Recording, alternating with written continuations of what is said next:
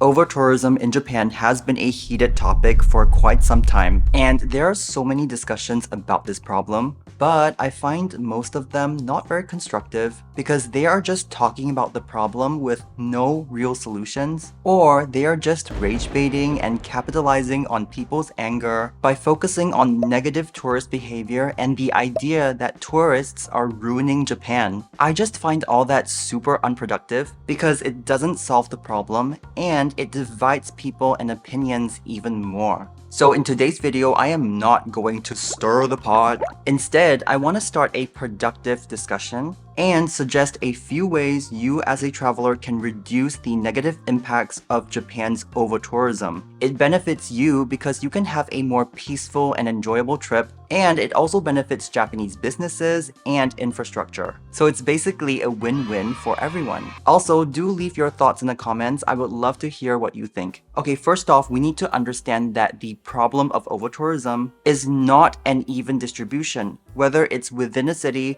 or the entire country. Let's look at Kyoto as an example. Even though Kyoto is infamous for overtourism, the problem is only prevalent in hotspots like the Gion district, Fushimi Inari Taisha, and the Arashiyama bamboo forest. So it's not like everywhere you go, you will see a swarm of travelers. That is not the case. If you want to avoid the crowds, balance out your itinerary with lesser known places. This could be other neighborhoods within major cities. Like in Kyoto, there are many other districts with little to no travelers, which is a huge contrast to the chaos happening in Gion. You can also travel to lesser known prefectures in Japan, like Wakayama, which is only an hour away from Osaka by train. I really think that Wakayama is a super underrated prefecture. Like, nobody talks about it. The point is, by taking the path less traveled, you can have a more peaceful and authentic experience. So it's good to not always do what everyone else is doing. Okay, now that we know that overtourism is concentrated at certain places, this also means that businesses located outside these areas are at a disadvantage. Specifically, small businesses. So while you're visiting lesser known places, take this chance to support small businesses. Whether it's a family restaurant, cafe,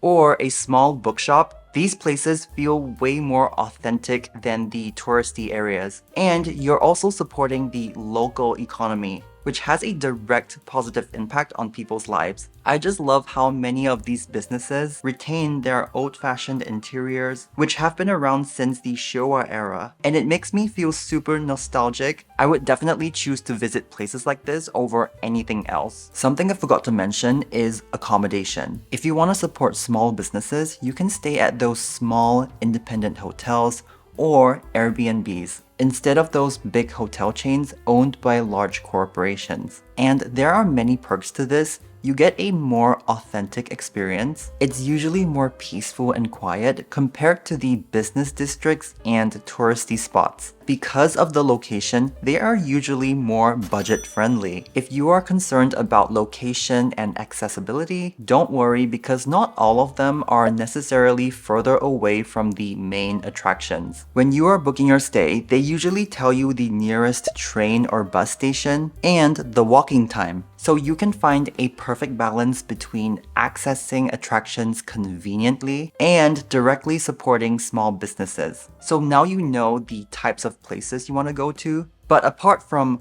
where you are going, it's also good to maintain the peace wherever you go. Japan is an extremely orderly place, not only due to its numerous rules, but also the many unspoken rules in Japanese society. It can be tricky to identify them, but one simple way is to observe what locals are doing or not doing, and simply copy and paste that behavior. I know it can feel restrictive, but if you want to have a smooth trip, it's better not to do anything that gets you ostracized or into trouble. But don't worry too much about this. This is just a guideline. And sometimes it's okay to make mistakes, because even Japanese people break their own unspoken rules. For example, in Tokyo, the unspoken rule is to be quiet on trains. But when I was on the train in Tokyo at night, I heard Japanese people talking. and the atmosphere was way more relaxed, which is a good indication that you can be more laxed during these times. So when in doubt, just observe your surroundings and see what locals would do. Copy and paste that and everything will be fine. Since we talked about trains, I want to say that noise is not the biggest problem, but rather it's the overcrowding of public transportation. The Japanese alone already struggle with crowded trains and buses, and adding overtourism to the mix is simply adding insult to injury. As a traveler on vacation, I don't think it feels nice to be squished in a bus or train when you should be feeling relaxed and not stressing out. A simple way you can help yourself and the situation is to avoid public transportation during peak hour so that you can travel with ease, especially if you have luggage. The last thing you want is getting stuck in a crowded train with your luggage and getting all stressed out. So do yourself a favor and avoid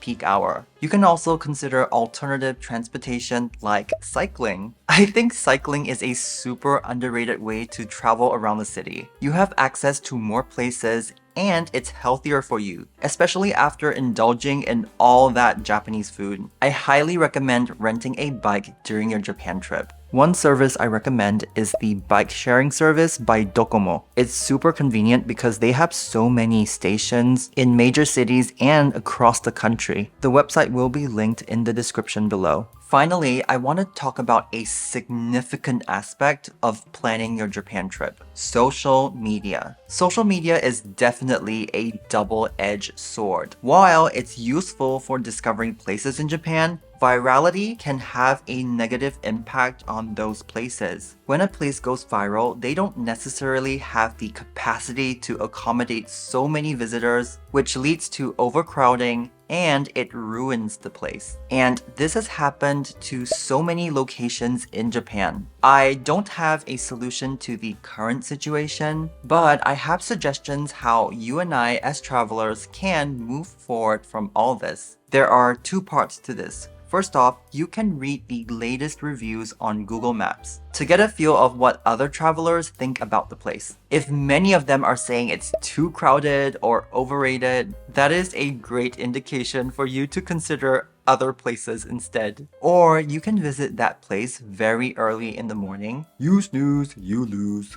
Secondly, it's great to be more intentional with the places you're going to. You need to think to yourself, what kinds of activities will I enjoy the most? Do these places align with my interests? Because your itinerary should be a reflection of who you are, instead of a one-size-fits-all. And I discuss more about this in the mistakes I made when planning my Japan trip. You will definitely want to check this video out. My ending slogan for this video will be, don't follow the hype, follow your heart.